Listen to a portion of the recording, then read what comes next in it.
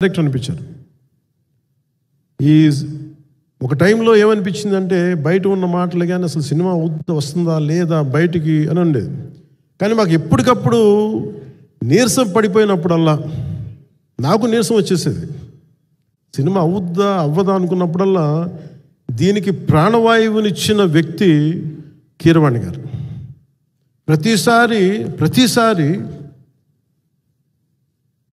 Work చేసి నేను ఎందుకంటే సినిమా చివరి దాకా నేను నమ్మను. ఎప్పుడు నేను ఒక సినిమాని నేనేం నమ్ముతాను, చిన్నప్పటి నుంచి వెరీ ఫార్మేటివ్ ఇయర్స్లో నుంచి కూడా ఒక మంచి సినిమా గురించి నువ్వు మాట్లాడక్కర్లా, రిలీజ్ అయితే బాగలేకపోతే ఎలాగ మాట్లాడక్కర్లా.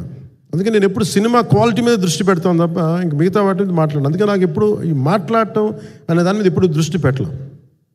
కానీ ఫస్ట్ టైం ఈ సినిమాకి చాలా అవసరం అనిపించింది. ఎందుకంటే ఒక నిర్మాతలు కనుమరుగవుతున్న ఈ సమయంలో ఒక బలమైన సినిమా తీసి ఒడిదుడుకుల్ని తట్టుకోగలిగి ఒక నిర్మాత కనుమరుగవ్వకూడదు.